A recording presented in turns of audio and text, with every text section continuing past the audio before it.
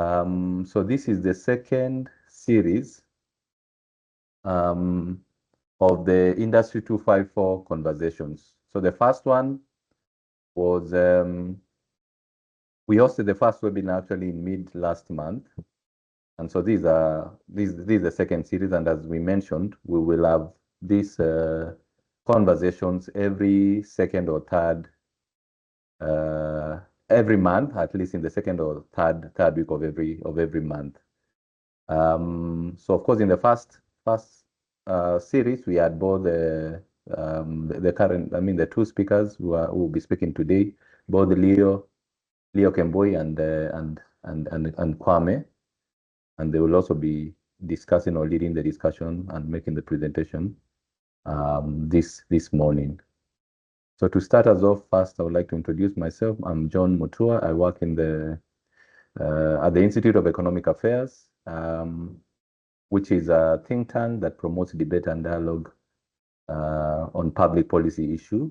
So I work as a programs coordinator, and I also head the program on public finance management.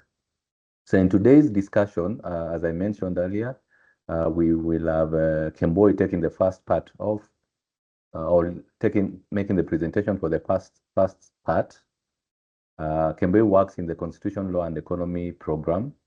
So one of the 6 policy areas within the Institute of Economic Affairs.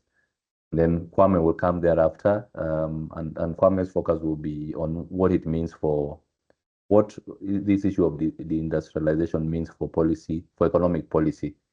And Kwame is the chief executive of the Institute of Economic Affairs, and he also heads the program on popular economics. So I guess without further ado, I will ask Kemboi to start us off. And just to mention, obviously, we know the drill. As soon as we are done with the presentation, then we'll provide you, the participants, with an opportunity to pose whatever question that you have to the speakers or make comments. But you can do that as the presentation goes on by utilizing the chat box. So they will take about 40 minutes, and then thereafter we'll get into the plenary. So without further ado, Kemboi, please go ahead. So we'll be discussing premature deindustrialization in Kenya, the issues, the dynamics, the issues, and also the policy choices. This is like the outline of our presentation, and just to give a brief background, the idea of premature deindustrialization is a term that was coined by Professor Dan Roderick, the Harvard economics professor, when he wrote the paper in 2015 called on premature deindustrialization. So we'll discuss definition, drivers, Kenya's manufacturing state, the state of play in Kenya, the economic. So we've done a little bit of economic modeling to be able to give an empirical argument. We'll also discuss something calling the elasticity, and then we'll also discuss the policy choices. So in the last 150 years, the idea of the development trajectory, or what we call the development path for any country, has followed what we call the structural transformation path, which is now that the economies, which are agrarian in nature, start from agriculture, and then it goes to light industries, and then the specialization to deeper industry, to big to heavier industries, and then finally it goes to services. And so the general idea that you see that you see from that is that the economy starts to build that complexity. And we making this argument that also that manufacturing traditionally are served as the engine of growth. Why? Because it has high productivity, it has absorbed semi-skilled labor without requiring basically the high level of skills, the highest level of skill. So it also has a very strong export potential. And then in the modern manufacturing industries, we've started to see other things, which is manufacturing jobs have higher productivity gains. They also have higher incomes, and you start. Those are some of the key things. But in 2015, when Roderick wrote that paper, he observed a new pattern, which is that the developing economies are deindustrializing earlier and faster than expected. And what he did, he took close to 70 years of data and built up an economic model that economic model of serving what manufacturing, how the kind of development path that most economists took. And when he made that, so first for us, before we discuss anything else, it's to give a definition of premature deindustrialization. It's not when the nominal output declines alone, but it's when the share of manufacturing in employment, but also in output, starts to decline at a much lower level, income levels than it did for advanced economies. But also, it's also when the export composition, and this is what we are adding as a definition as the institute to this, is that when the export definition composition is still predominantly primary products, and this is largely agricultural products. So, and the problem is that countries start to run out of these industrialization opportunities before reaching high income status. Remember that the structural part is you start from agriculture, you go to a country starts from agriculture, then it goes to manufacturing, then it goes to services. So when a country starts from agriculture and a larger part of the economy becomes services before going through that in the industrialization phase, that has consequence for economic policy, but also incomes, the nature of farms that are formed, also what government, the size of government, and many other things. It doesn't have just implications alone for households. If you look at the drivers from Roderick's paper, some of the things that drove premature deindustrialization is developing economies face intense import competition from low-cost producers. And given that, so it's a snowball problem where countries have a problem with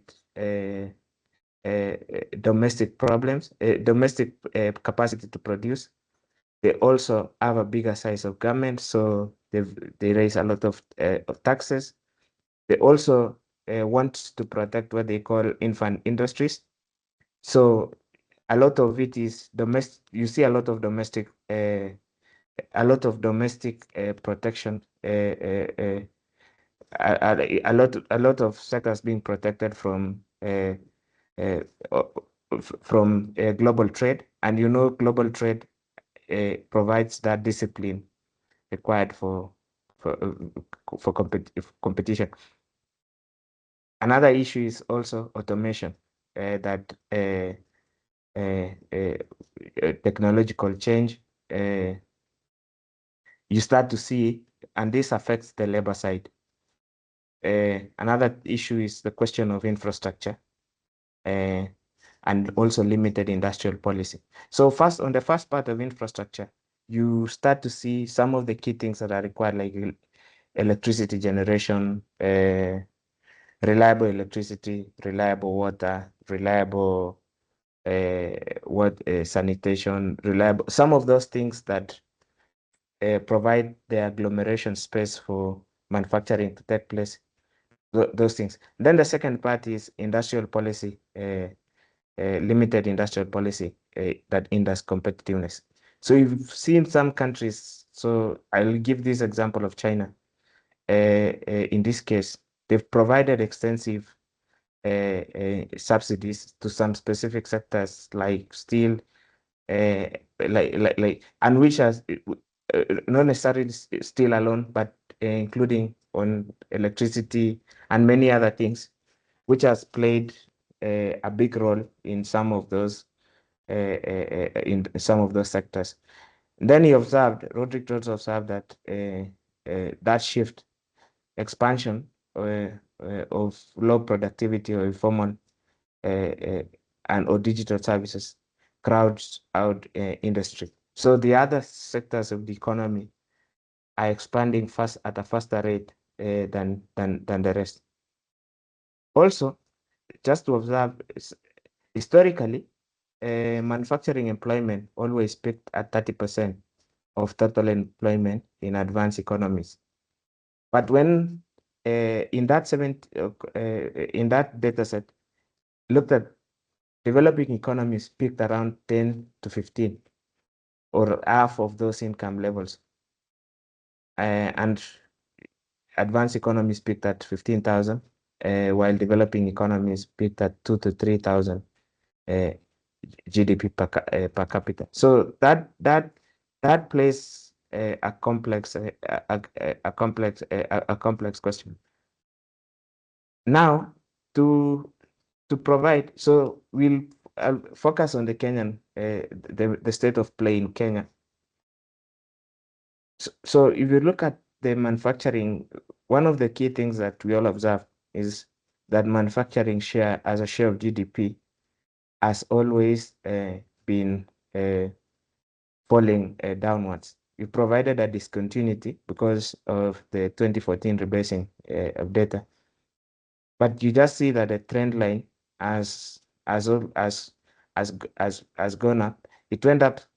Manufacturing went up slightly in 2022. In 2022, but largely it was a recovering from a low base, and then plateaued at 7.6%, and it went and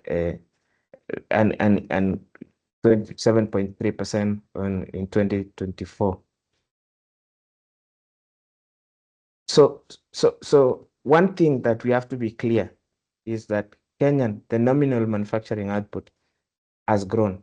It has not been reducing. What has reduced is the share as a share of the economy. And the interpretation here is that it hasn't grown faster than the rest of the economy. So if you compare, for example, like a sector like agriculture would still be almost 3 times larger than manufacturing. So that's a distinction that we have to provide. Then when we are looking at data, we observed also something that if you look at the composition, Kenyan manufacturing data is organized into two, which is food, beverages, and tobacco. And then the rest of the data is organized as all other manufacturing, largely globally in those two categories. You realize that if you look at data, the shares, those two is that food manufacturing was 1/3 of all manufacturing until 2013. In 2014, something happened that it changed. Food manufacturing outpaced now all other manufacturing, and which is a more significant a significant development when you compare it with the trend line. it went from it has food manufacturing has always been in an upward trajectory, while on the other hand, all other manufacturing has been in that downward trajectory. However, if you look at the data again, between 2015, it oscillated around 47 to and 42, and then it went up slightly, 44%, and then 45 in 2022. So you start to see that is a big development. Uh, that's a big development in terms of data, because there's a structural shift in the kind of manufacturing that is done in Kenya, that now a larger part of it started now to become food. And you know, in terms of complexity, in terms of that has an implication about, so why did all the other manufacturing now shift and starts to become smaller? One, which is a positive element, is that the rising the demand conditions, the you see the Kenyan, if you this is now an equilibrium effect issue, which is majority of agricultural sectors are protected, and some and imports are strictly regulated, and you start to see that, especially if you look at cereals, whether it's maize, whether it's rice, if you look at other things, sugar, you look at other things. So that sort of protection gives now that the domestic market is available for those Kenyan manufacturers to take. So then the second thing is also fast-moving goods, given that if those markups are already protected, that demand would obviously be there. So manufacturers are responding to a demand, an existence of demand. The second question is the effect of the Kenyan shilling. So the other manufacturing was like there are many papers, including one that was done by the IEA on the one called and then floods, that part of the bigger effect is the shilling effect on export competitiveness was stronger, was affected, that a stronger shilling posture affected export competitiveness in two ways. One, exports were they were losing on the dollar. The second part is that part of it is also that predictability, that predictability in terms of exchange rate regime, that now exporters were able to see into the medium term, that largely the Kenya shilling was not onto the market, was not pegged, was managed. The second question is now the intended effects of fiscal expansion and how it affected private investments. So there is also data that shows that when public investments rose, private investments actually went lower, and that shift. And also another thing is the high interest rate environment. I don't want to belabor on that, because as you all remember, high interest rates affect when there's a fiscal expansion on the basics of macroeconomics. It leads to high interest rates in the long run. Those interest rates are starting to come down at the moment. Again, so I've explained the question of demand and also agricultural protection, and then also the role of competition. Competition is not the question of it's not just a marketplace, but also allowing that global competition, that global competitiveness was a major was also a major question. Now, for us, we need to provide an empirical basis for why we are seeing that premature deindustrialization. So one of the things that just to reinforce the structural transformation argument, that when that economic growth comes, GDP growth comes from sectoral shifts as you move upwards. But also the productivity gains, the scale economy, the scale economics, and also an apprentice sort of economy, like learning by doing, when farm starts to now starts to learn and to also advance in terms of complexity. So in an ideal path, the elasticity of that manufacturing with respect to GDP is always greater than 1, so that 1% growth in manufacturing in GDP yields 1% growth, more than 1% growth in manufacturing. So manufacturing is growing at least proportionally or even higher to GDP. So manufacturing is also an aspect. It's important to growth. And for the case to just demonstrate this empirical problem of deindustrialization, we are going to use a constant elasticity model and a log-log model. So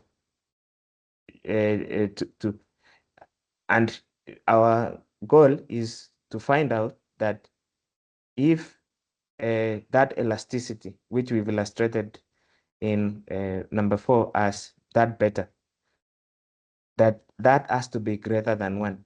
If it is greater than 1, we are starting to see industrial deepening, so that clusters are bigger. So manufacturing is growing faster than the overall economy. If it's equal to 1, there's a neutral growth. It's growing together hand in hand with GDP. If it's less than 1, manufacturing is growing more slowly than the rest of the economy. So that would be the sort of the interpretation matrix. Now, when we provide that, when we use that data now, when we use the data that we've shown and applied the same, we see that Kenya's, so we provide that on, if you see on the GDP log on the x-axis and also the manufacturing log on the y-axis. Our intention to show, and this is a scatter plot. When we provide, when we model, we see that Kenya's manufacturing, the elasticity of Kenya's manufacturing is 0.84. So that means that 1% in increase in GDP is associated on average with 0.847 increase in manufacturing output. And that beta is less than 1. And that shows the evidence of premature deindustrialization. Again, when you compare to Korea, Poland, China, Taiwan, all the what we call the Southeast, the South Asia, and also China in earlier decades, that beta was greater than 1. And that implication is that the the manufacturing GDP, manufacturing was growing faster than the rest of the economy. But in this case, the case of Kenya, manufacturing has been growing at a lower rate with GDP. So like, let me give an example. When GDP grows at 5%, and with elasticity of 0.847%, say 0.84, that that in it, that the expected manufacturing growth will be 4.2%. So it's not growing proportionally together with GDP. Then we asked ourselves, now, if you take the same the same model, if you take the same model, and so we want, if we provide the baseline that nothing changes, nothing happens in the short run, in 5 years, by 2029, between 2024 data and 2029, in between 20 in these specific years, in the short run, if nothing changes, and then we also take a beta that of 1, which is there's neutral growth. Manufacturing is growing together hand in hand with GDP. Then we also take another scenario, which is that manufacturing, that beta is raised to 1.1, 1.1, and then we illustrate this now together with GDP. So if you see the green graph, the green line, the blue line, the green line is when manufacturing is growing at a faster pace, which is 1.1, a beta of 1.1. The blue line is when it's a neutral growth, and then the red line is at 0.847. Then and then when we do the same with the GDP, is that at the fastest rate, Kenyan economy would have moved, would in 2029 would be closer to 234 trillion, which will be in current prices $260 billion. At the same time, around that 34 trillion, manufacturing output would be 4 trillion. So if manufacturing continues with the current trend, it will only go up by 795 billion by 2029. If nothing changes, no policy change, and Kwame is going to speak about the policy questions in a short while. If nothing changes, it'll just have added that 795 billion. And that has an implications for both jobs, the fiscal policy questions, whether it's revenues. There are many other implications from this. And also, given that manufacturing has both forward and backward linkages, you'd see substantially that the other sectors, manufacturing will be able to pull the other sectors upwards. So it will only add, if nothing changes, 705 billion. If manufacturing is growing in proportion with GDP, it will add that 1.4 trillion of new value. That is additional value by 2029. Then it will add 2.6 trillion by that new value of new value by 2029. And at that time, the manufacturing as a share of GDP would be around 12% in that year. Remember, just to illustrate before we forget, It's currently at around 7.3%. So it will have added 5.5, another 5 percentage points of in a bigger economy, in almost almost 80% size, like in that bigger economy. So it will be, and that reversal will have taken place. So this elasticity is a big question. And then so just to give, we wanted to give a flavor of language to say, so we have the baseline where, and then we have another scenario we call the reform. And then we have another one we call the industrial push. And then the breakthrough. The breakthrough is where the desire for where Kenya should be. So if you have, so in this side, we wanted to show that that incremental process is so substantial that if a policy change, whatever, if it's tax or if it's a public good, whether it's sanitation, whether it's electricity, policy tweaks in electricity generation, if it's human capital, whatever it is that Kwame spoke about, that change that raises that elasticity and allows manufacturing to reverse the trend and to start to grow proportionally or faster than the rest of the economy. In a short run, those differences are so substantial. So that is the incremental factor that we wanted to demonstrate through the data. Now,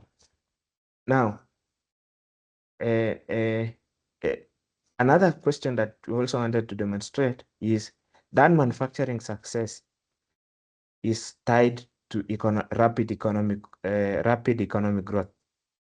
So manufacturing growth at the current where Kenya is always at 5%, with that current elasticity, with that elasticity will give you a result of 4.2% manufacturing growth. But if you pursue reform, so these are minimal reforms, not wide-ranging reforms,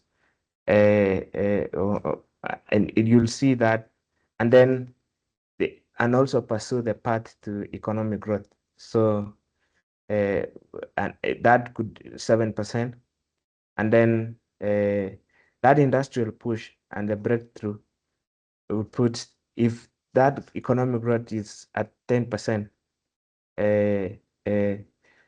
which is the most desired, and an elasticity of 1.5, manufacturing growth would be at 15%. And so that would have a bigger implication. So growth also, economic growth plays a bigger role. And this has implication because economic growth is not, it's not a sector. So it means the economy has to be open, exchange rate has to be market-led. There are many things that are required in the broader economy that will now allow the economy to grow faster, and that would also have a substantial effect. A substantial effect. So I hand at that. I now request Kwame to take over from here. Thank you, Leo. So just as a way of starting this part is a short part, but basically we're asking all the evidence that Leo has put before us, what does it mean for what economic policy should be? And the last slide that you had showed us a series of scenarios about what is required. And you learned that at 10% growth rates, it's telling us that manufacturing success is indispensable if Kenya was to meet the fast economic growth, which is 10%. And why is 10% important? Because that's the long-term vision under the long-term goal under the Vision 2030. We are therefore arguing that manufacturing success is indispensable for Kenya's economic transformation, but also because that was perhaps an underlying assumption of Vision 2030. So we go to asking ourselves, let me remind myself about what deindustrialization, premature deindustrialization does. One of the things that premature deindustrialization does is that basically it stops the growth of the manufacturing sector relative to other sectors of the economy and the economy itself, globally, I mean GDP itself. In other words, in Kenya's case, GDP, or rather, manufacturing peaked at about 13% of GDP sometime in between 2012 and 2013, and thereafter it's shrunk back to almost half of that, about 7 or 8% of GDP. Now, that's not to mean that manufacturing has shrunk. It simply means that other parts of the economy, primarily manufacturing and other services, have grown at a far faster rate than manufacturing. Now, why is that a problem?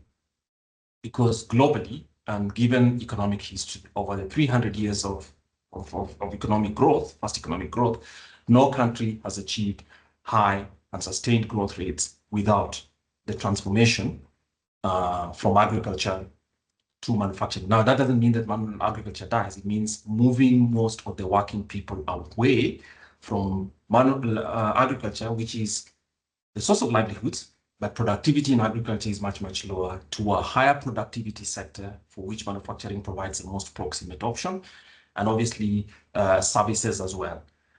So Kenya is both stuck in terms of manufacturing's contribution to the economic growth globally, as a total, the number of people working in manufacturing as a share of all manufacturing people also ended at that point, which was at 7% of the formal sector working population. On a comparative basis with other countries, it would have to be 30 and 30. 30% of GDP in manufacturing and 30% of the employed workforce in manufacturing sectors or specific subsectors in the manufacturing sector. So you can tell in all those two, Kenya is far behind. And then the third point is basically the manufacturing component of exports. So if you've seen, export composition in Kenya is mostly primary products or the products of agricultural production, mostly tea, coffee, and other things. Of course, there's a manufacturing component, but most of the manufacturing component is very basic processing, and it's not much value addition.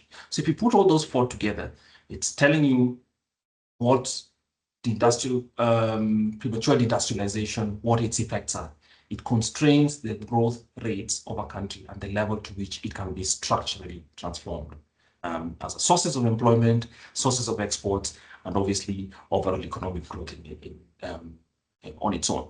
So that's why it's an issue. And Leo has demonstrated through that model about elasticity question, which is to show that in Kenya today, the data shows that over that 15 years, for every 1 percentage point growth, for every 1% growth in GDP, manufacturing is growing at a lower rate, which is 0.8%. And what that means as the economy continues to grow, the contribution of manufacturing to overall GDP will continue to diminish. That's how it comes over some 12 years. It's diminished all the way from about 13%, 12%, 13%, and right now it's at about 7, barely 8%. Now, what are the determinants of that manufacturing elasticity? And we have here a chart, which is basically a simple diagnostic, and it's telling us what controls could change elasticity. The point is to try and change to the point where you're not diminishing the growth of agriculture, but you have to raise the quotient or raise the level at which manufacturing grows without necessarily depressing others. Remember, the point is for all sectors to grow, but manufacturing to grow at a faster rate for the historical reason that we mentioned, but also to ensure that it is a major absorber of labor and higher productivity services. It generates higher exports, and it generates obviously that structural transformation that we spoke about. So there's a possibility to learn by doing in manufacturing, asking ourselves which are Kenya's best comparative countries. The human capital component, I think in my view, the human capital component exists. Kenyans have the basic capability because Kenya has one of the best human capital development quotients on the African continent. So the ability to actually move labor with literate people into manufacturing, even at the basic levels and in intermediate manufacturing, would not be a difficult thing. Investment, local and FDI, I think that's part of the problem. And Leo's mentioned about FDI globally is not coming in from significant constraints, some of it political, some of it is regulatory. Domestic manufacturing, local, is not investing in higher manufacturing for obvious reasons. Because of the protection, there's a concentration on providing local markets. So the character of manufacturing in Kenya is basically small. So it's not mass manufacturing and very high margin. And therefore, they're not competitive globally. So basically, that's the equilibrium. Trade openness is not. Kenya is not very trade open, in as much as many people think that it's far too open and that opening up is what has constrained manufacturing. The evidence suggests that's not true. Kenya's exchange rate is far too strong. And as we are trying to show here, the evidence suggests to us that Kenya's manufacturing component share of the GDP started to decline at about the same time that Kenya shilling started to gain strength against other currencies. So the Kenya shilling is far too strong for manufacturing. All other factors kept constant to be competitive. Why? Part of it is because exports become expensive if you have a strong currency. But also, more importantly, when you import stuff, it might be cheaper, but often if your exports are expensive, obviously the competitiveness is lost. The ease of doing business is partly related to regulatory controls. Electricity, it's not the overriding one, and this tends to be one that everybody mentions. Many countries in Kenya's, which we consider Kenya's peers, and they're not really the regional ones. You're talking specifically at countries that have managed to forestall or to dodge a premature deindustrialization, who are in Kenya's income levels. We're talking here of Cambodia, Bangladesh, India itself, Vietnam, those Eastern Asian, I mean, some of those countries in Asia, South Asia, some of them and other parts of the world, it's not always the cost of electricity, but the reliability of supply, and obviously it is. As you all know, in the last 2 days in Nairobi, where most of the manufacturing anyway is situated in Kenya, we've had intermittent electricity shocks. We hope it's a passing question and it's not necessarily one that's going to be sticking with us, because basically that's a bad signal for manufacturing, given existing exchange rate pressures and obviously the investment FDI that's much lower than Kenya's income level would require. Water purity. Manufacturing is very water dependent. If you understand the water provision in this city and other parts of the country as well. So it's an interlocking set of things, the quality of water, and you've provided some local authorities in Kenya. We've looked at these data as we are looking at manufacturing, the spatial distribution of manufacturing across counties in Kenya. And there are counties that do not even assess water quality. And water quality is essential for people who would like to remember. Part of Kenya's greater manufacturing components, as you've seen it shift over time, is towards more food production. Though it's food production and food processing for domestic consumption and not necessarily for export. So even when you're doing that consumption and food quality, the water quality is suspect.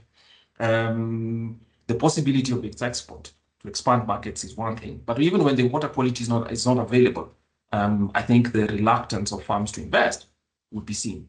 There are a few policy changes that are required in the long run, but obviously you can culminate all this with reducing regulations and not necessarily strengthening regulations, which is part of the conversation here.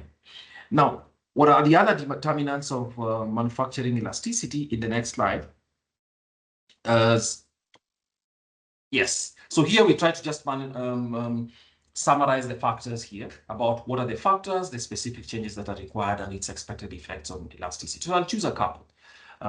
So investment, for instance, which is third, basically provides stable policy, industrial zones. They're not an end in themselves by providing industrial zones, because those we have. Tax incentives for investment, those two we have. They may raise the beta through capital deepening and technology transfer, which is essential for manufacturing to stick around for the long term. Policy stability, certainly maintaining consistent industrial policy. One of the things about industrial policy in Kenya, or policies affecting industry and generally the economy, is the gyrations. Basically, this year you have manufacturing, or rather certain things exempt from VAT or zero rated, then the subsequent year they're not, and stuff like that. And that affects investment horizons, obviously, because the calculation for manufacturing tends to have an investment horizon, which is not just medium term, between medium and longer term. So nobody invests, they're not speculating. Manufacturing investment is not speculating. Manufacturing investment requires a stable environment, which allows people to make calculations and to build in efficiencies. The exchange rate, of course, you can say maintaining a competitive, stable exchange rate and not necessarily manipulating it. And we have questions about whether Kenya's exchange rate is actually as strong as it is entirely on its own,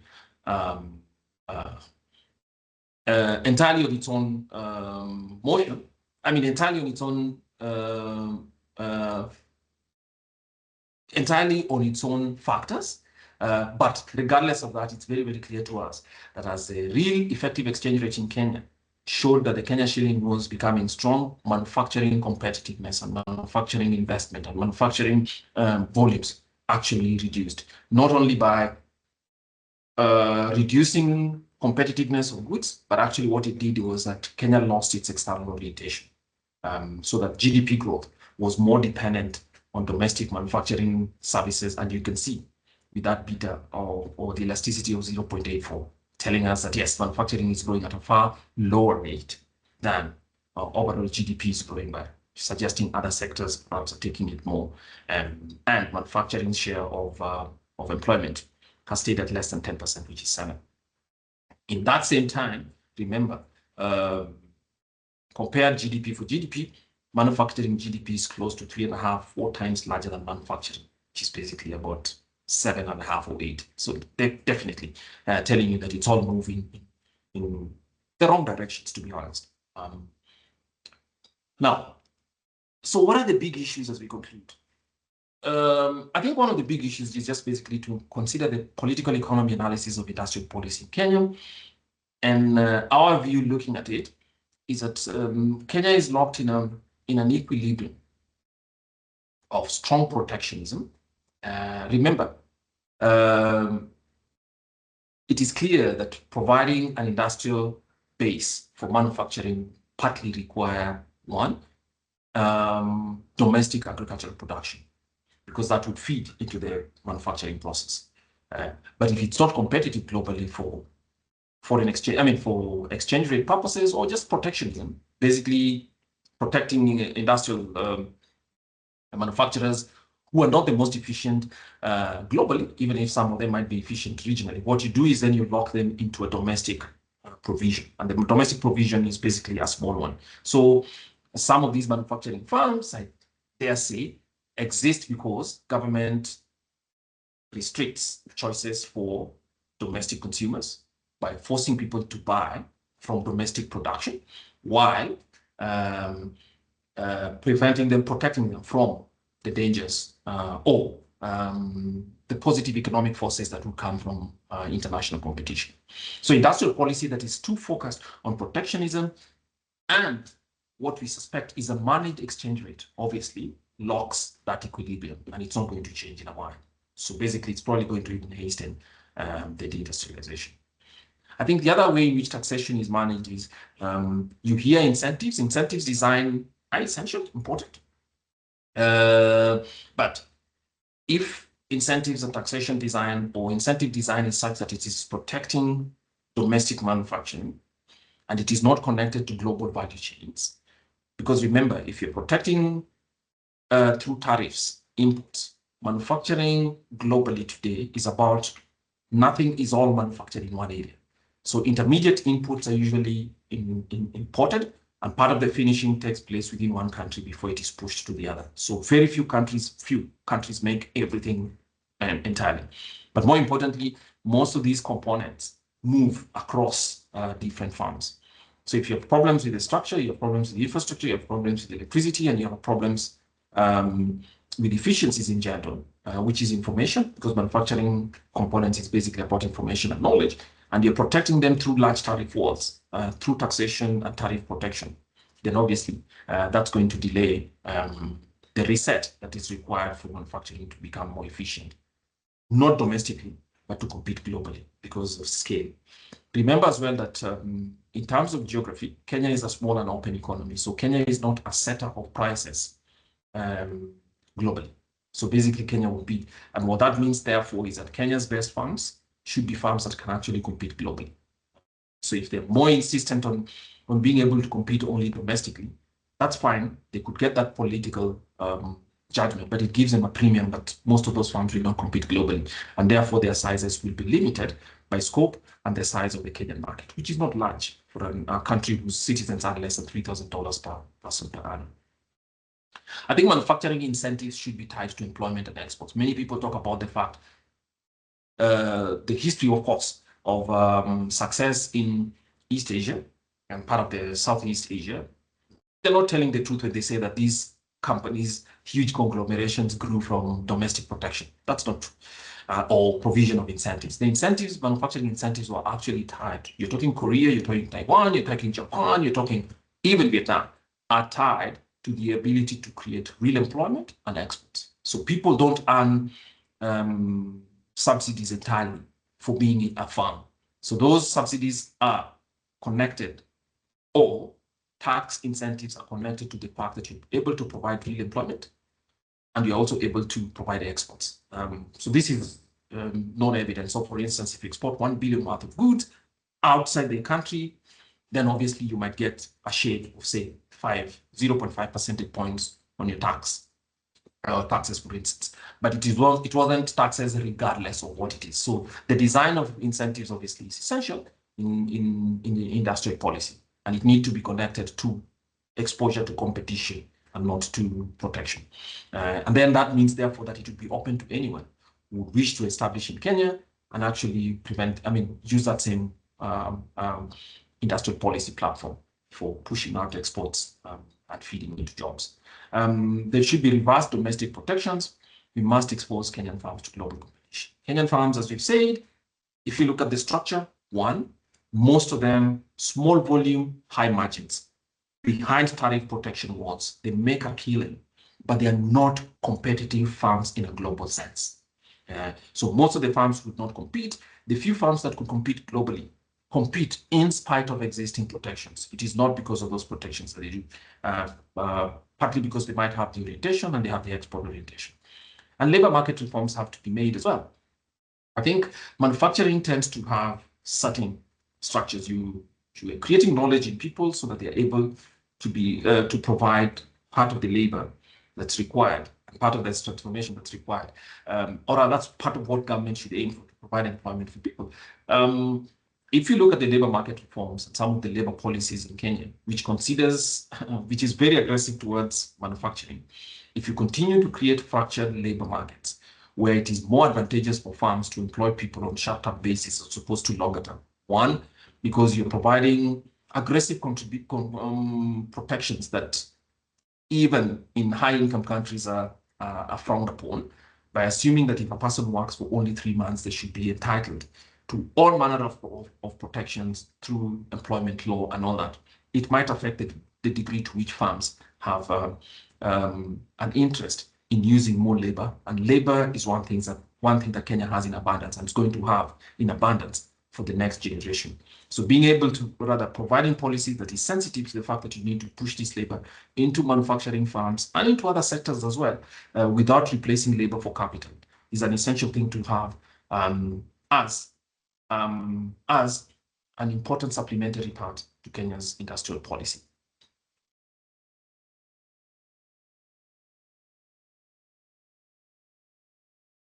Yeah, so that's it. So I think as we conclude, it's clear Kenya is undergoing in the premature industrialization. The requirements and why industrialization is necessary has been established. It provides jobs, it creates a faster economic growth path, and at the same time provides for a bigger GDP. And that's essential for government. The second thing is basically structural transformation is unprecedented outside a path in which coming from agriculture enables manufacturing capability over time.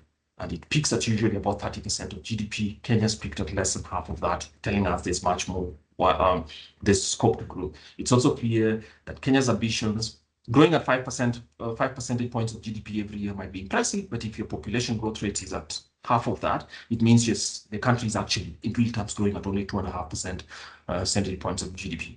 So if you're going to talk about 10 percentage points of GDP, I think that path is not possible without industrialization. The labor force is ready.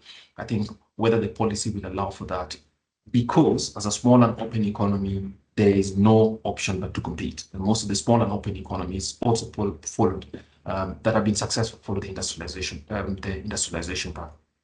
So the industrialization policy, the industrialization as a fact is something that should worry Kenya, and it becomes should be Kenya's main concern in economic policy making today. Thank you.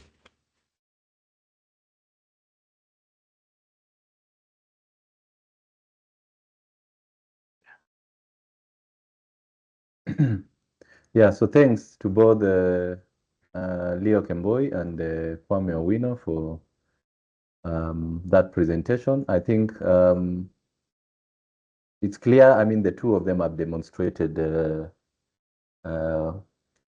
this aspect of premature industrialization. Leo has taken us through the evidence and some of the dynamics, and Kwame has basically spoken about the policy choices.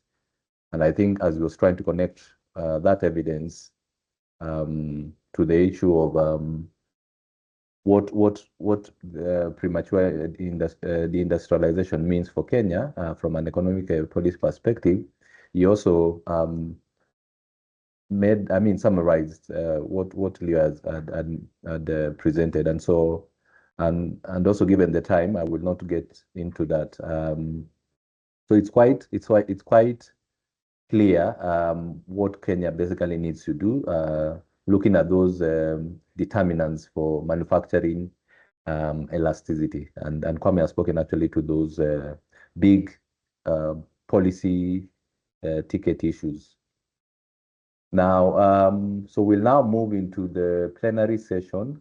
So I already see some questions in both the chat box and the Q&A. And obviously the you as participants, you're invited. I would like to invite you actually to also ask any question that you have verbally.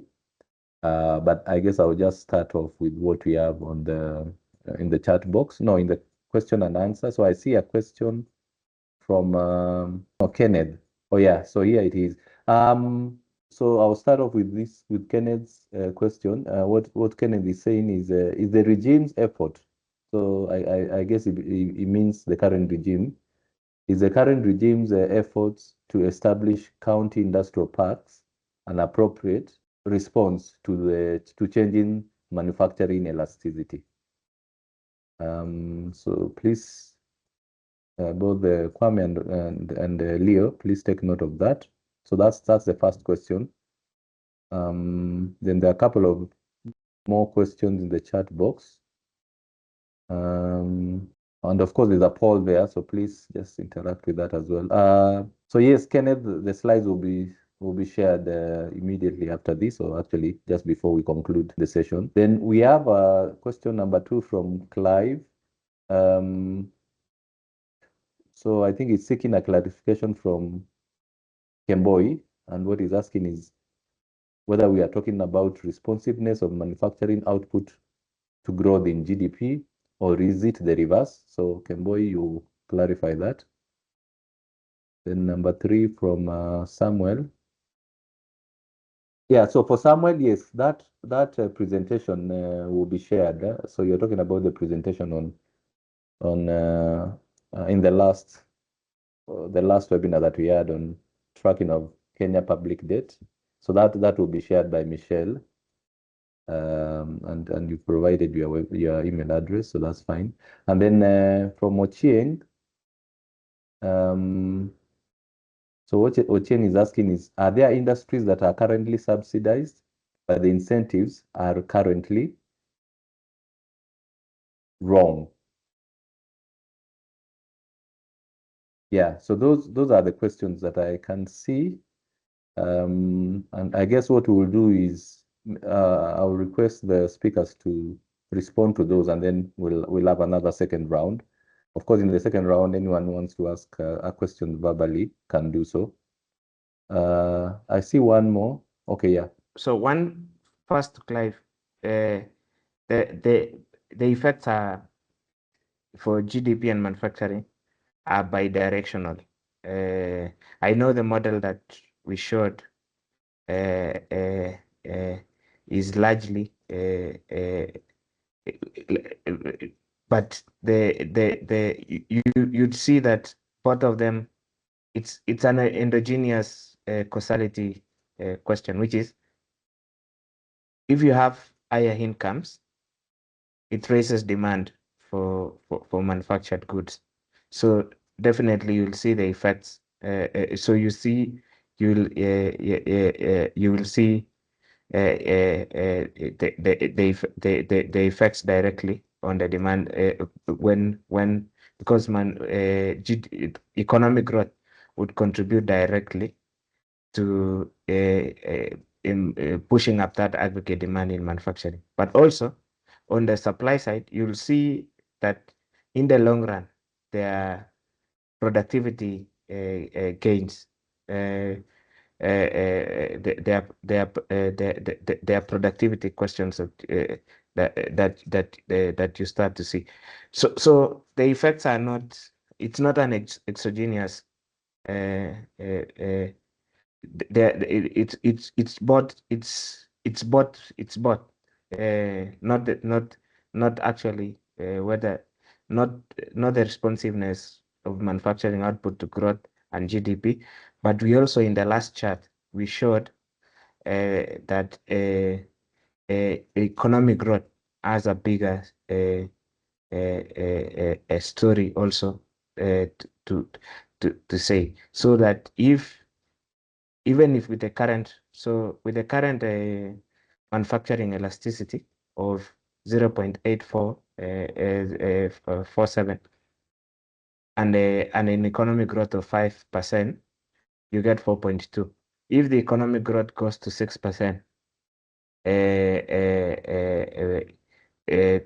you get a manufacturing growth in manufacturing sector is 4.9, close to 5%. So 5.2%. So that is what we were demonstrating. But even if we go to the conceptual framing, for this case, for manufacturing and GDP, it's the causality, the direction of causality, it's bidirectional because it goes both sides. Yes, I hope that answers the question. So Sydney's question on whether there are industries, I'll just add and then I'll just say something and then Kwame will add. Whether the industries that are currently subsidized by the incentives are currently wrong. So a few weeks ago, I interacted with a process that the National Treasury South Africa had commissioned a study together with some think tanks. And one of the things that they were doing is to do a record of all incentives that have been provided to support South Africa's manufacturing. So there are many. One thing that we know is that there are currently many incentives from export promotional zones to tax abandonments, to tax holidays, tax rebates, to direct exemptions through the tax code.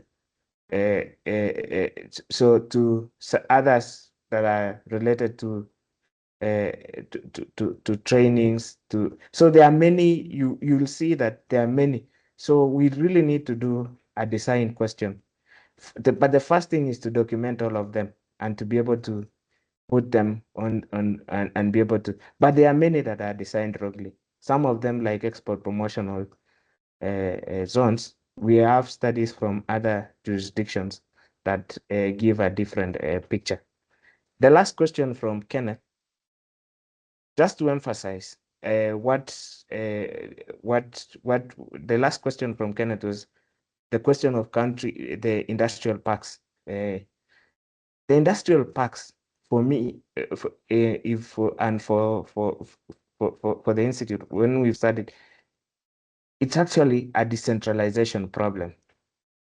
And our last webinar that we had, was discussing the geography of manufacturing, which is 70% of all manufacturing is in 6 counties. So the industrial aggregation and industrial parks generally was that is are tackling were meant to tackle those by those who coordinated that it's a spatial coordination problem. But if you look at whether even it's addressing that problem, we can have that debate another day. But it's not addressing that problem. But the manufacturing elasticity question is that elasticity is falling because of largely two reasons. That industrial firms are not competitive enough to expand when GDP grows. And it could be those questions that Kwame raised from that simple model that we've done, from whether it's a regulation problem to a taxation question, water. It's all myriads of those problems, and that competitiveness question. But it could also be a demand side driven problem, which is firms are not able to learn and catch up quickly with global competition. So it's not that industrial parks, those county industrial parks is not a direct problem that would respond to raising this manufacturing elasticity. Because even from what we know about the economics of cluster and from whether it's the papers done by Krugman and others, and looking at evidence around the world, is if there is a cluster, what it says is you deepen that cluster. You don't go again because you'll end up burning more resources and creating things that will not work in other places. So, yeah, Kwame.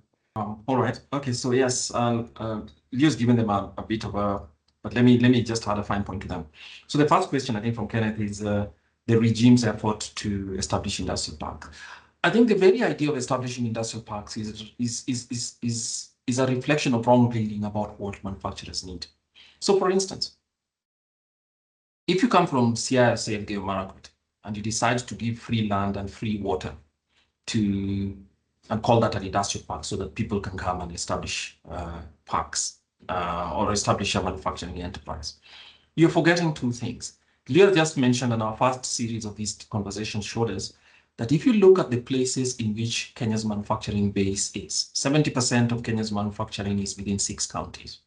Those 6 counties tend to be also the urbanized counties on a relative terms, but also have the most expensive land, suggesting to us that the manufacturing sector's constraint is not necessarily land.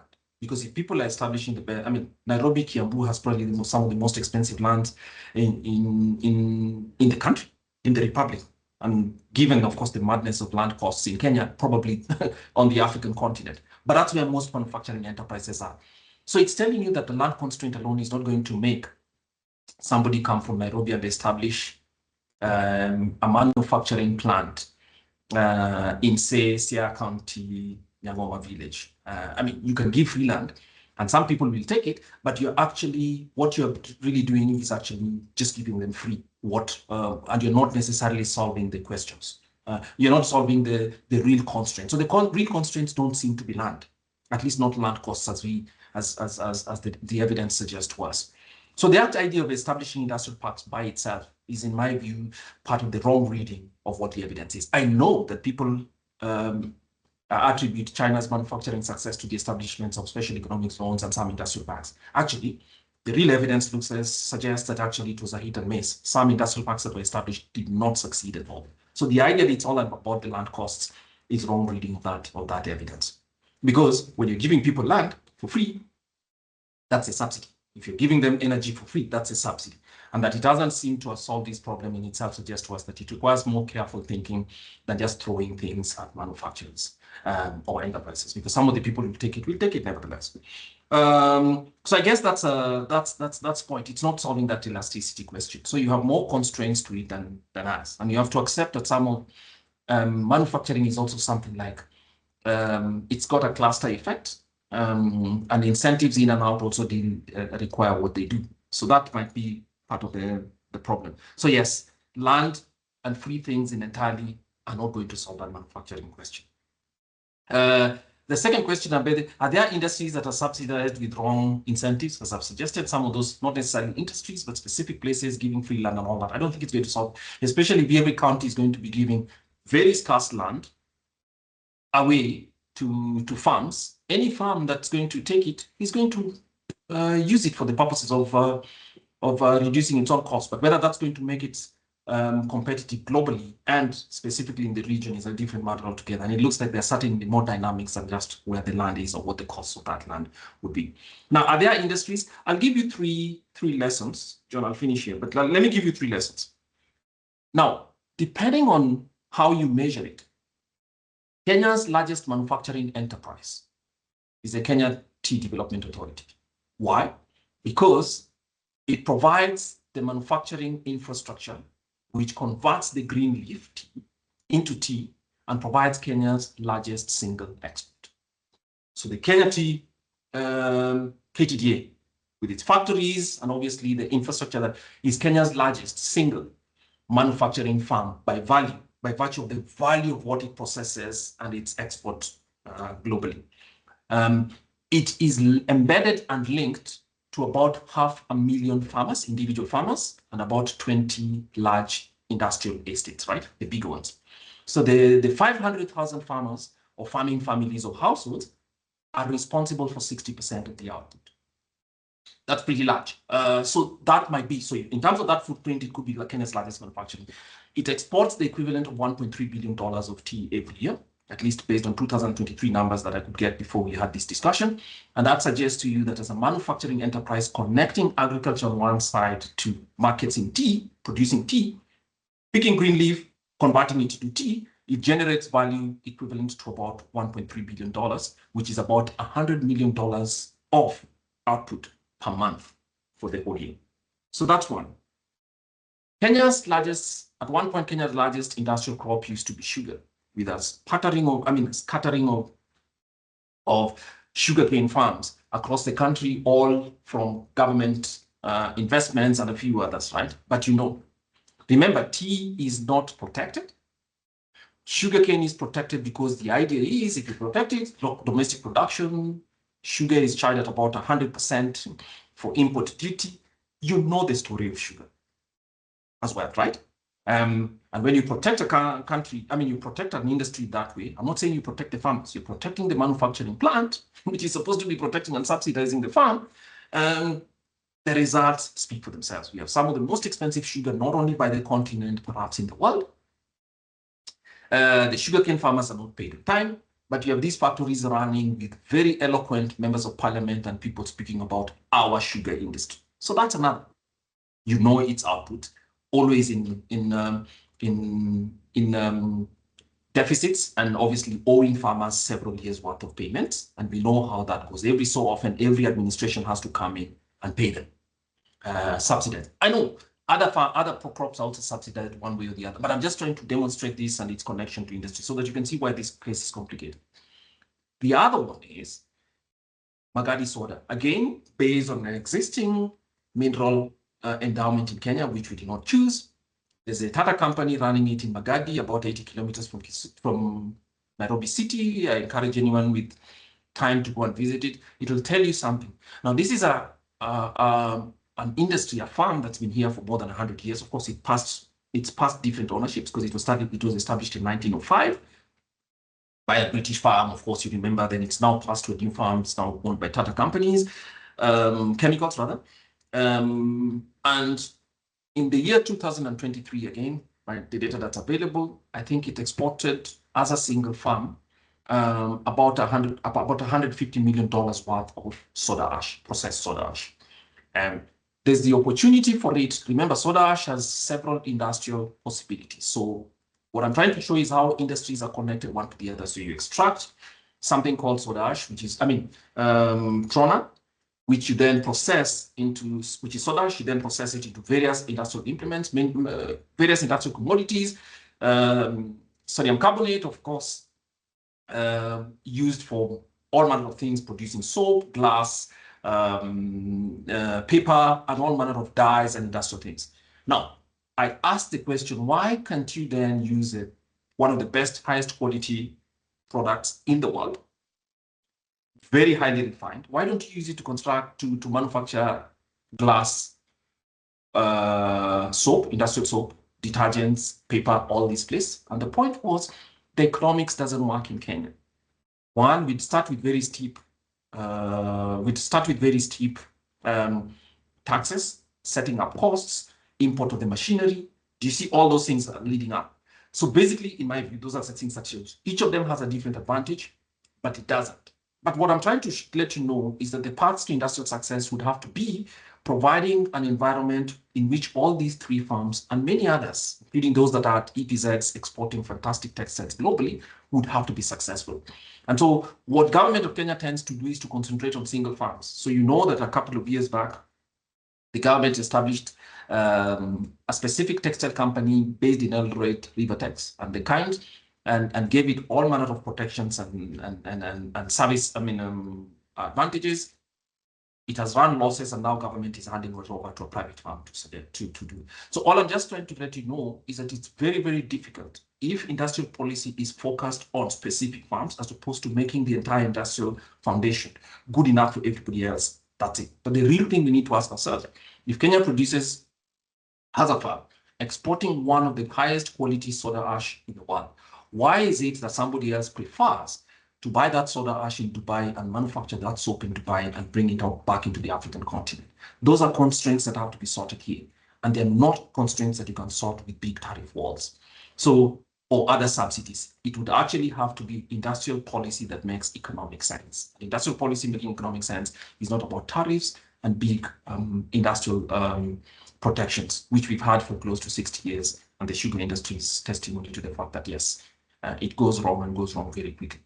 Thanks, Leo and Kwame, for those responses. For the first round of questions, so we have the final round of questions. So again, I would like to invite our participants. Do you have any question? So you have an opportunity actually to use either raise your hand or just unmute yourself, introduce yourself, and at least post your question to either of the two speakers. As you do that, please.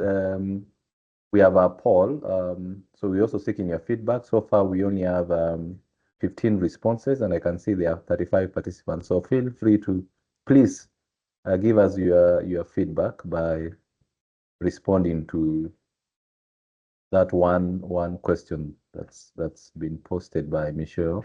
Okay, as I give our participants an opportunity, so I see one question. There's a question from Joanne. So yes, she says, of course, she's grateful for the webinar.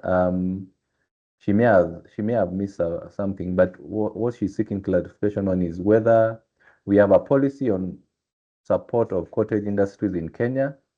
If not, how can we encourage this and by extension build standards for our local products for the export market? So please note that. And then I see from Timothy, I'm not sure what Timothy, is it a question? Are you Kenya Tea Development Agency member factories? I'm not sure what that is. Oh yeah, I see that. Okay.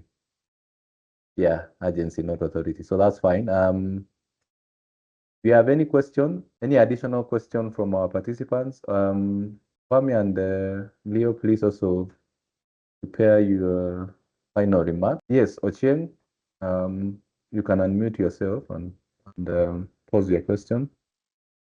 All of this economics and talking about, moving the labor practices is good, but how do we have the political will to do these things? For example, our labor regulations are very pro-worker, and for those of us who are employed, it's a good thing, but for the growth of the country, it may not be. So how do you guys think about the political capital needed for this, or is this just left as this is an academic exercise and that part is left for implementers? Oh, okay, thanks, Sydney, for that. So there are two. So they've taken note of that. So there are two additional questions. One from Wochelanga. So Wochelanga is asking is, can there be a policy on management of local content and knowledge transfer to stimulate manufacturing from the FDI perspective? And then the final one,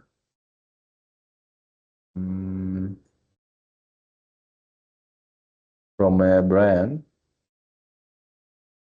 given the evidence of premature deindustrialization in Kenya, how can the country leverage emerging sectors such as digital services, green manufacturing, and agro-processing to create a new path of inclusive industrial growth without relying solely on traditional manufacturing models?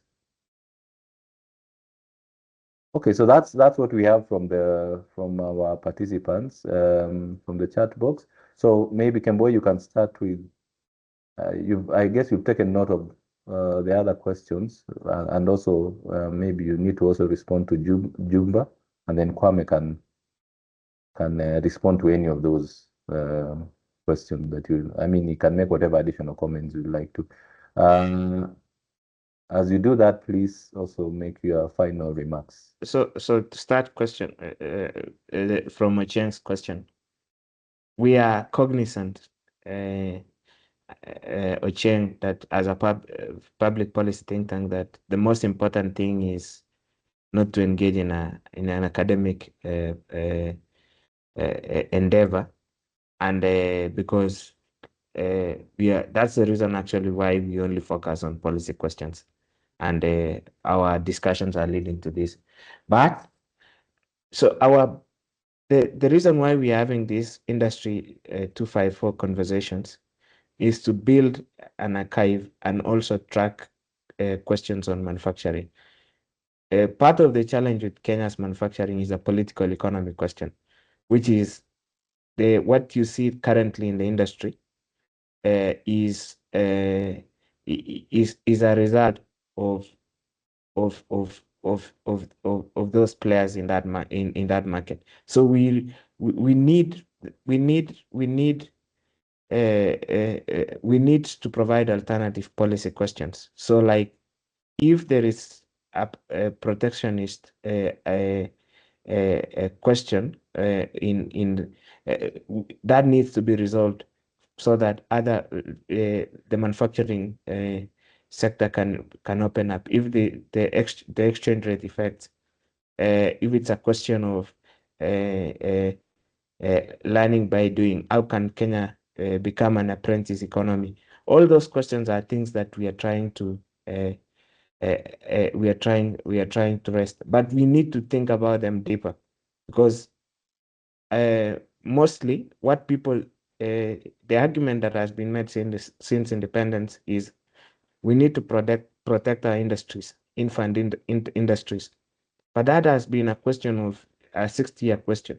So we need to bring that thinking, economic thinking, to bear to current policy questions. Why is it that manufacturing has failed to take off, and why that the industrialization is happening, and what can be done to reverse such process? So and that's a question that we are delving with. So we are cognizant of that, and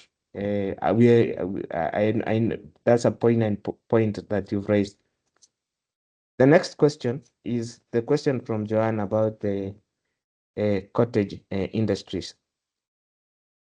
I want to answer it through an anecdote. One time, these bags, the kikabu, like the thing in Kiswahili, what women use and men use to what people use to carry produce from the market was a major buzz in the US. But at that time, after some time, that demand subsided, and the reason what I'm forgetting the name of that bag, but it's the basket. After some time, the demand subsided. Why? American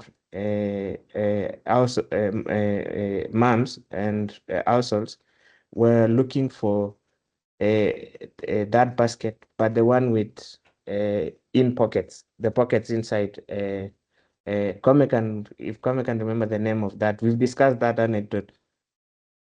And then that demand collapsed, and Kenyan exporters who are exporting those had to stop, because that you're not responding to the market.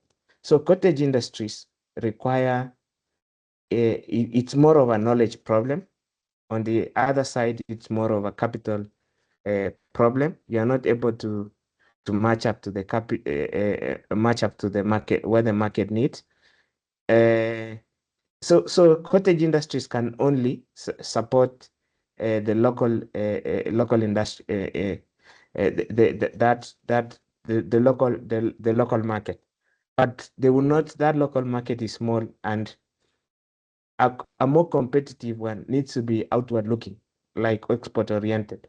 So how do you make them export oriented?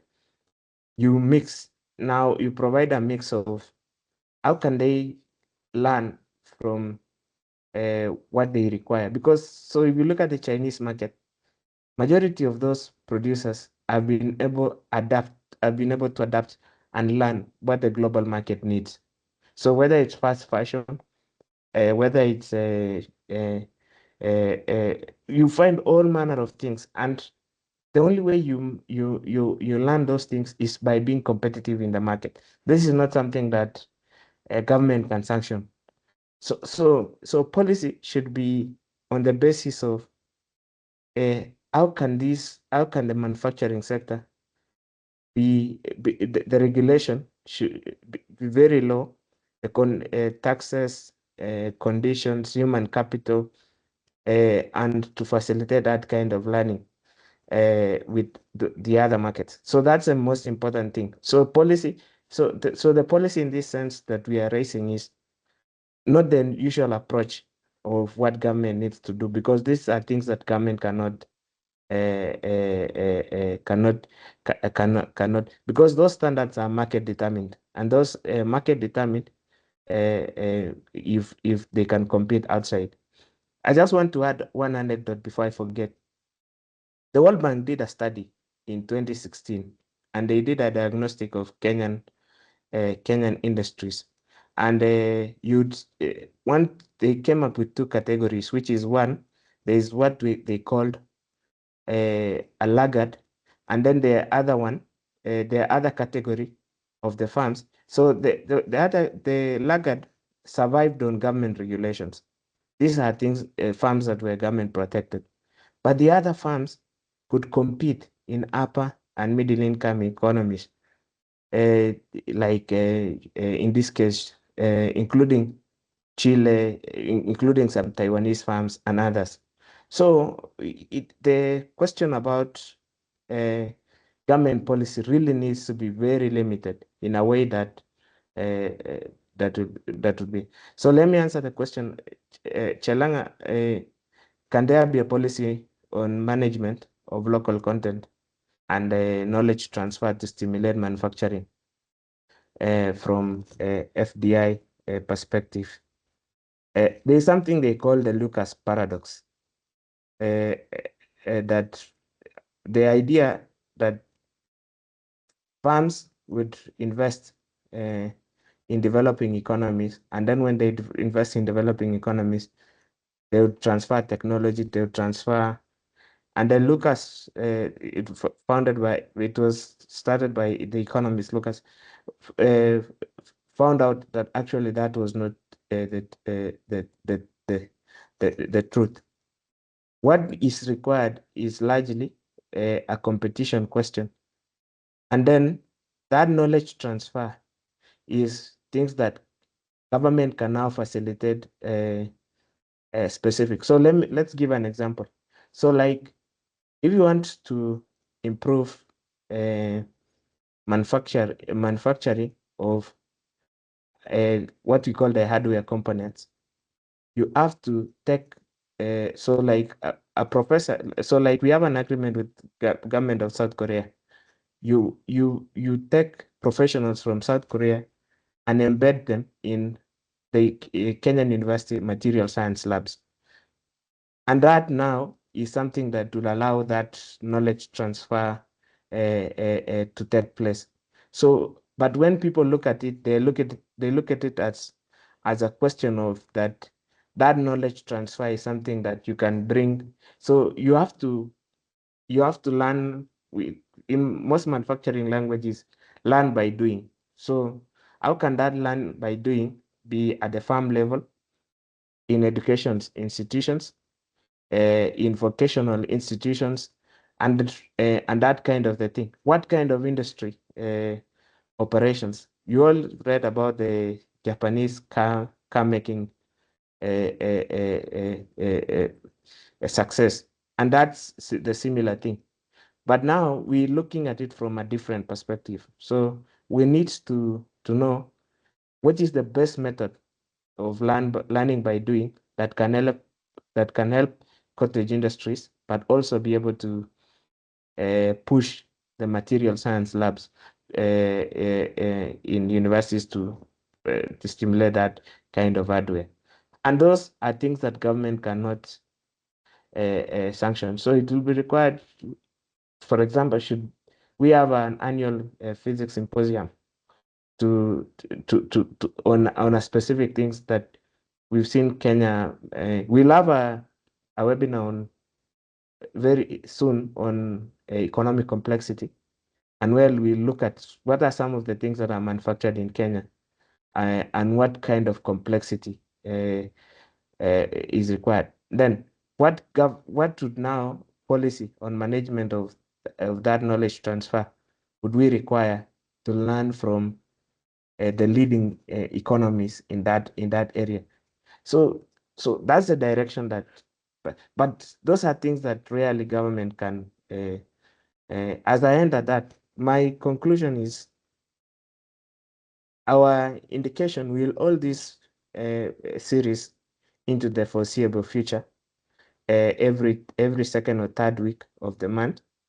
Please be on the lookout for the next one. And we are concerned because we think that this is a question that should take central policy in economic, that should take the central point in economic policy making. And because of various reasons, part of it because of the multiplier effect it creates in the economy, part of it is because of the question related to jobs, and generally manufacturing requires countries to open up, and that is that opening up is something that Kenya requires, because majority, while people say they are producers, whether it's manufacturers, farmers, and others, they are largely collecting rent, and that is what we want people to move away from, to now be competitive in a global sense. So be able to think about these topics. We'd be happy to hear your feedback. And now I leave it to Kwame so that he can answer the rest of the questions and make his conclusion. Right. Thanks, Leo. So Joan, and talk about cottage industries. Cottage industries, of course, tend to be small, not necessarily traditional, but small, either run at households or specific, very small farms. Because of that, they are a form of industrialization, and they exist largely in Kenya, but they tend to be niche because for a small open economy, Kenya needs, in addition to smaller industries, very large mass production that is competitive, low margin, but mass production that is. Cottage industries tend to be niche, and cottage industries are not all manufacturing, producing garments. I mean, for instance, one of the things that keep flashing on my X feed tends to be a Kenyan who produces some butter that is homemade, right? Sorry for food, but I wanted an example. Butter that is homemade, and he says, or this family, their family, and they say that, look, our cows are all fed grass. We don't use any industrial implements, and we feed them water that comes from a specific well. So none of these has chemicals and stuff like that. But when you look at how much they sell 1 kilo of butter for, it's really, really expensive. But what they're telling you is it's all organic, it's produced at home. We provide common employment to the place where we live and all that. So it's telling you that, yes, Cottage industries can be a proper niche. They tend to be really, really expensive. It's not a mass product. Not always. It's not usually a mass product. So it can be one sector or one part, and maybe it can feed into other industries, for instance. But say, for instance, if somebody provide them with better packaging or a connection to markets and all that, they would be. But they're not, as I can see, not centered on mass production. So yes, cottage industries should be supported. Now, the policy and management of local content, often when people talk about the management of local content, it comes back to the uncomfortable things, which is government insisting that you use local products and not necessarily imported products. The problem with local products, not always, but the problem with local products sometimes is that if they are an expensive option, then you undermine an investor or a manufacturer's right to access, say, cheaper products from outside the country, outside the county, or outside the continent in order to be able to be competitive globally. So if you do that for local content, remember that a manufacturer who's investing a lot of their money, and manufacturing takes usually seven years before you break even. Forget about when you start to land, to get returns. So what that means that if they have an interest to get the most competitive products in order to be able to provide, to compete. So the insistence on local content, in my view, is often by people who actually themselves are selling a product, such as the macadamia people. You insist on local content because you want to capture macadamia nuts from Kenyans without them having to sell it abroad, or avocado, by insisting that avocados must be sold to specific people. And often you find that there are middlemen capturing markets and using government policy to force other people to reduce their prices so that their own margins are higher. It's a bad policy generally. Economic incentives left to work on their own make the avocado farmer sell it to whoever they want to. And if the best markets are in China, so why not? So I have a hesitation about the use of local content, at least at that level. On labor policy in Sydney, you're right. If you have a very protective, well, I don't know whether it's protective, but if you have an employment policy which says that the employee is always right, regardless of the circumstances, and it becomes difficult to dispose of employees, what tends to happen is you casualize labor. And Kenya's manufacturing, if you see in some of it, especially in industrial area, is very highly casualized, where people have jobs for only 2 weeks, so that it's easier to dispose of someone. So you find that people who've worked as in the same farm for up to 3 years, but they've not had a full year of unbroken performance. Why? Because the employer is scared of being captured. And obviously, when you go to courts, the interpretations would be such that it would make it uncompetitive. So let's remember that employment policy that balances between the interest of an employer, who's an interest. Exploitation is certainly something that the law should abhor and punish. But if you're going to force people to employ people they can't afford, for instance, you cannot adjust salaries when global prices change, then obviously we're going to be caught in a conundrum in which, yes, a thinking employer decides, look, I need shorter term cycles and all that. Or if, for instance, as you say, that a person cannot call their employees after work to ask them to come to work. For manufacturing, that might not work. Remember, some manufacturers receive orders. So as you all remember, some manufacturers in Kenya received orders this year because of the problem with the liberation tariffs, which raised tariffs for South Asian countries, especially Bangladesh and India and a few others. And therefore, some of those farms were moving their production into Kenya. And by moving their production in Kenya into an unprecedented way, they had 8 weeks to provide orders that were due in the US, which means they're going to ask some of their employees to work longer hours and all that. And if you have a rigid labor law that does not allow for that adjustment to take place, then obviously those opportunities are lost, and also the income that would come to our people. So yes, I think we need to understand the context in which the modern workplace is designed, and not design the modern workplace as if every employer is a slave driver. So that's useful. Brian, I don't know, when sometimes people mention words such as digital services, green manufacturing, and agro-processing. So I gave you the example of the Kenya Tea Development Agency. I gave you the example of the sugar farms and Magadi. If you remember that 95% of Kenya's energy production last year and the year before is through green sources, geothermal or hydro. Kenya's manufacturing which then feeds into manufacturing. Kenya's manufacturing is mostly green. Now, whether it's been postured in that way in the marketing is a different matter altogether, because electricity in Kenya is largely through green sources. So green manufacturing is already taking place in Kenya. So you're right. Agro-processing, as we said, as we started, one of the things that is even both a success, but also shows the limitations, is that most Kenya's agricultural exports, KTDA, is agro-processing at its best, providing the world's largest exporter of tea, not necessarily producer, but the world's largest exporter of tea, on account of success with small-scale farmers, or a mixture of both small-scale and plantation farming for tea. So that's already available. So when you mention that, whether people are conscious about it or whether it's been marketed in that way is a different matter altogether. I'm not too sure about digital services, because if you look at digital services place somewhere very differently in the spectrum of development, as we talked about deindustrialization, the need for structural transformation, because digital services tend to be, or digital sectors tend to require most of it is very capital intensive. So Kenya's largest farm, for instance, is a digital services farm, it's a communications farm. Many people say it's the largest employer in Kenya. It's a lie. Its employees are less than 10,000. Of course, there are connections here and there with the dealers and all that, but those are not their direct employees because they don't appear on its balance sheet. I mean, and on its HR